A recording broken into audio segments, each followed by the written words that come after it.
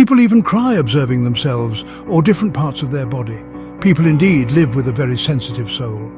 I have survived innumerable ups and downs, lived through the storms and the turmoil without heaving a sigh.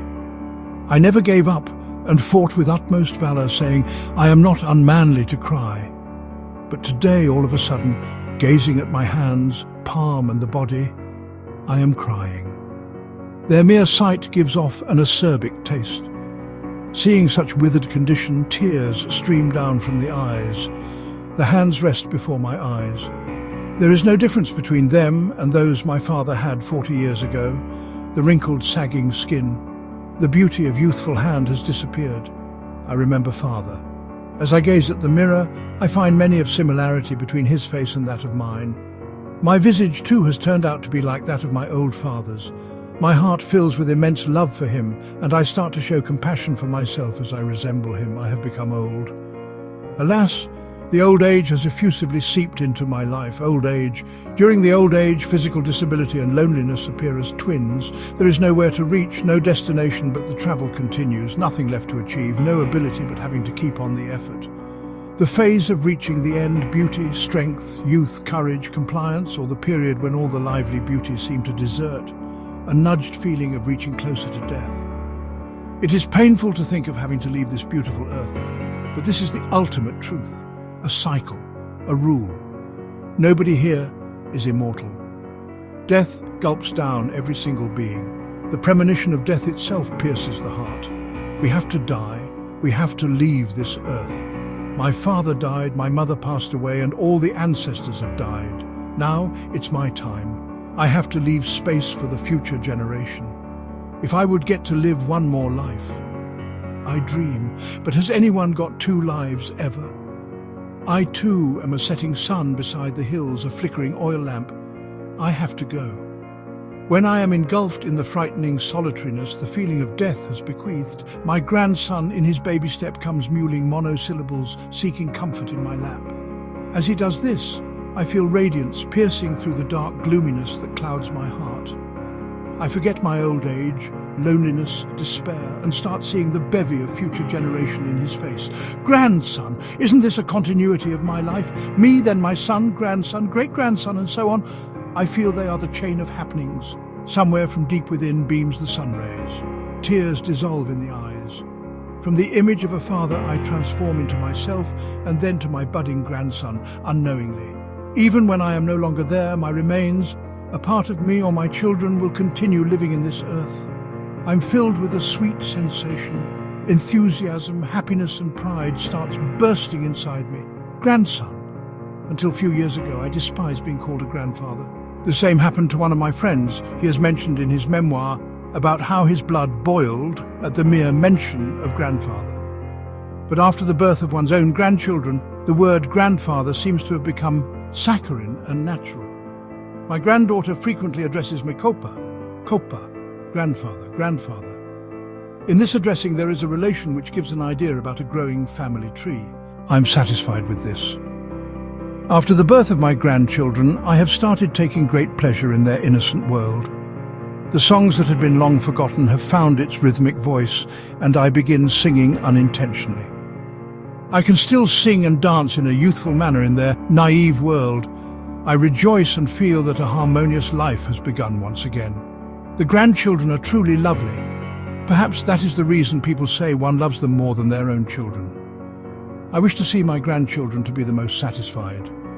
When my children beat and reprimand them into sobs, I feel bitter and helpless.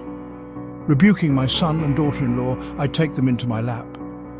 And when they find solace into my embrace, I forget the world. I forget my state of being ill, unhappy and in pain. I feel like I'm the happiest man on earth. Whoever could stop the time, shield or keep it under control. I wish I could play with these innocent grandchildren till eternity. Wish they ceased to grow and our curious, loving playfulness continue forever. I wish they always play with me. Life be filled with greenery, but it won't happen. We grandparents would be enthralled to see them. We would forget all our worldly grief and be ready for any challenge. In due course of time, my wife had to be separated from me. Looking at my grandchildren, I came out of the utter suffering from her untimely demise. Old age and disability kept piling on. Despite living with my family, I have become a loner. The authority of being the ruling figure of the family and the comfort has come to an end. The social, economical, cultural and political indulgences have condensed. Such life outside the home has come to halt. Sometimes friends dropped in, but because of the cold approach they receive at my home, they've stopped coming over. I too have stopped going to them. I feel I too have ceased receiving the warmth and hospitality and am now used to living within the confines of my room. Where should I be going? What can I do? I wish I could help my son, who I raised working all my flesh and bones, but my physical disability becomes the gap. I wish I could suggest him with the knowledge, skill, tactfulness that I have gathered with decades of experience. But the experience I have, the knowledge and skill, nobody wishes to pay heed to. It seems to them like old fables that have no use. Me, a useless old man, my advice are unnecessary restrictions for them. Perhaps this is called the generation gap. The living expenses have hiked. Regardless, this one desires all the glitter. One cannot afford to look deprived than any of the friends. I know the expenses for party, club, wedding, electricity, water, cable and school fees are unbearable. Apart from sitting in the corner and gazing, what is there that I can do? From bearing the expenses to taking decisions I'm never asked. Now, I have stopped bothering about these things.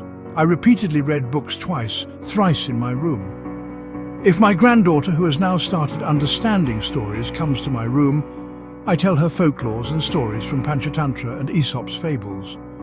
Storytelling gives me immense pleasure. When the flow of storytelling is disrupted by my persistent cough, my granddaughter becomes annoyed. Don't sit near Copa. You may get infected with cough and other disease. I will stay at home and not leave Copa. With bag and trunk packed, my eldest granddaughter is sent to a boarding school. Along with her muffled cries, my eyes brim with tears. Alas, my little granddaughter is taken apart from me. My grandson fills the void she left. He comes to my room with his childish playfulness. Those such as tearing my books and copies, destroying my spectacles and soiling the bed. However, these mistakes seem trivial in his playful company. He sits with me, plays and laughs. I love him dearly. When he's around, I tend to forget everything and long for his togetherness. A certain kind of blissful contentment is there, which every grandfather may have felt. That experience can be felt only by those who have lived long enough to be grandfathers. I take pride in becoming grandfather and I smile. Please have them all printed. I will save them in the computer. We'll print them later all together. But I have never seen them printed ever. Time flies like wind, flows like the river or like time. Like the landslide resembles my old age, going downhill day by day.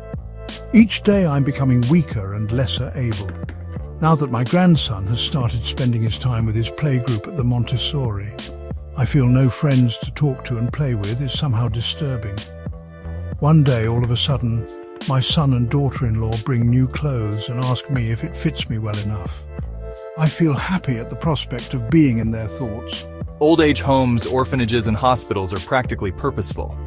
People living in old age homes do not have to face any difficulties. The little amount of pension that you get is insufficient to survive there, so we have managed whatever amount you need extra. The nature of my job is such that I have to travel frequently. Your daughter-in-law too has found a small job for her. There will be no one to look after you at home. The old age home Maanav Sansar will be better for you, so we've decided to take you there tomorrow morning. How easily, they said, the meaning of new clothes unveiled. I felt like falling. Now I have to leave this house. My approval is meaningless as they have already decided to send me away. After breaking the news of seemingly 12 Richter's earthquake, they went out.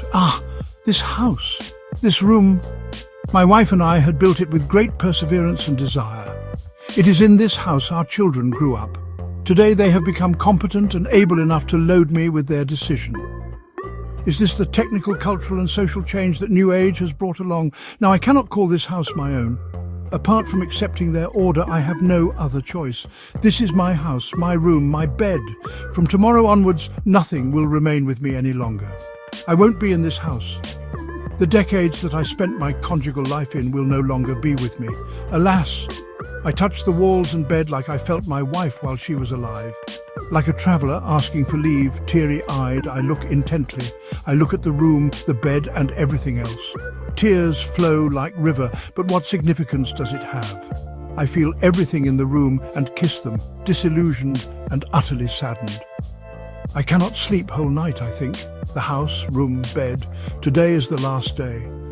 Whole night I look into my wife's photograph and mumble, "Shavana, all this remains only until today. You are lucky that you could breathe your last on my lap in the same bed. But me, I wish to die in the bed that you breathed your last. They deprive me, my tiny wish cannot be fulfilled." I talk to her photograph whole night, as though Shavana were alive. I look at our picture that hangs from the wall and decide to take it along. Where I did not get enough space to live till my last, there shall not be any respect for you. I remember the folklore doko, Nepalese big bamboo basket carried on back. When the father carries the grandfather to throw him down the cliff, the grandson says, "Do not throw away the doko, I will need it to throw you." Hearing this, old man's life was saved. Like in the story, had my grandson been older, would say, "Let's keep kopa in the house." In the morning I get ready in new clothes. With the few belongings much less than what my granddaughter who went to boarding had, my son and daughter-in-law get in the car. I too sit. I look back to the house longingly. The thought of leaving the place where I had lived all my life makes me cry. In death there is separation, but the one who dies does not have to feel any kind of sorrow. But I'm being separated from my house, family and everything else while I'm still alive. And this is the reason why I'm forced to feel the ache. It was like dying while I'm still alive and everything being snatched away. Like in death, everything is being estranged. Bye-bye. The house that gave shelter to me and my family, bye-bye. May peace and prosperity prevail with my son, grandson, great-grandson. My heart blurts aloud, loud enough for everyone to hear. "Son, I want to take a picture with my grandson." "Why do you need it? There will be no space in the walls at old age home. The grandchildren will come to meet you frequently." Now there isn't any wall to hang my photo. I do not want any photo. Sitting in the car, I ask my son for the last time, "Will my grandson really come to see me?"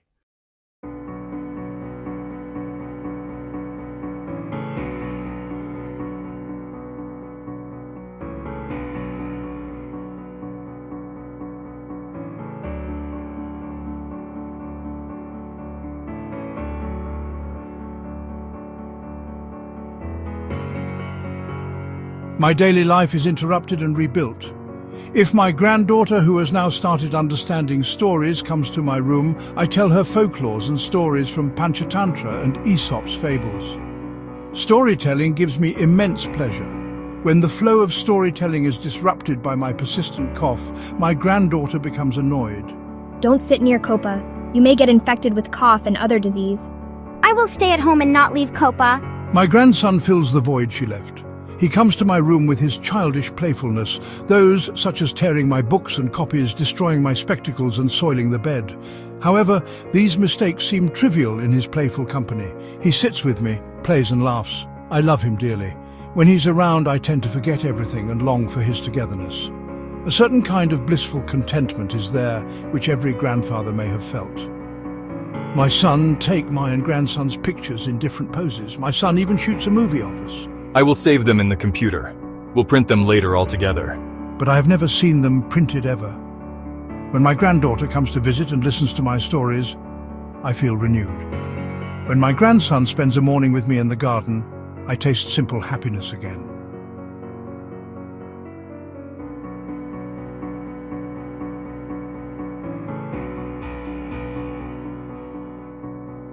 Even in the old age home, the small rituals of story, song and company keep the heart alive. Time flows on, duties shift, visits are occasional, but each return brightens the day for a while. Small comforts, tea, a call from son, a picture shown on phone. In these tiny things, the old man finds purpose and oscillates between sorrow and quiet gratitude.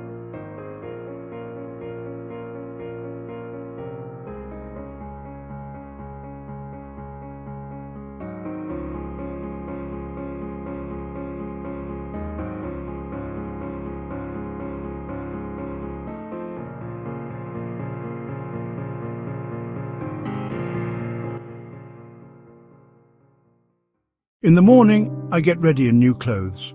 With the few belongings much less than what my granddaughter who went to boarding had, my son and daughter-in-law get in the car. I too sit. I look back to the house longingly. The thought of leaving the place where I had lived all my life makes me cry.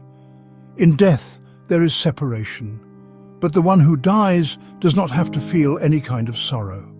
But I am being separated from my house, family, and everything else while I am still alive, and this is the reason why I am forced to feel the ache.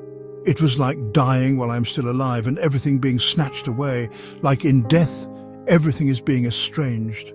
Son, I want to take a picture with my grandson. Why do you need it? There will be no space in the walls at old age home. The grandchildren will come to meet you frequently. Now there isn't any wall to hang my photo. I do not want any photo.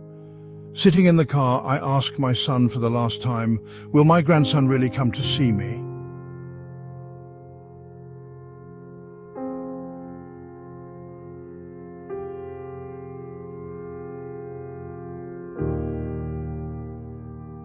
I place the photograph close. Though the wall may not hold my life, the small objects hold memory.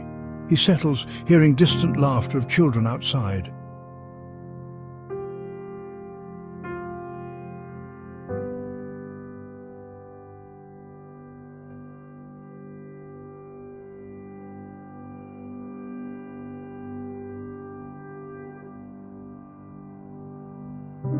I am filled with a sweet sensation, enthusiasm, happiness and pride starts bursting inside me.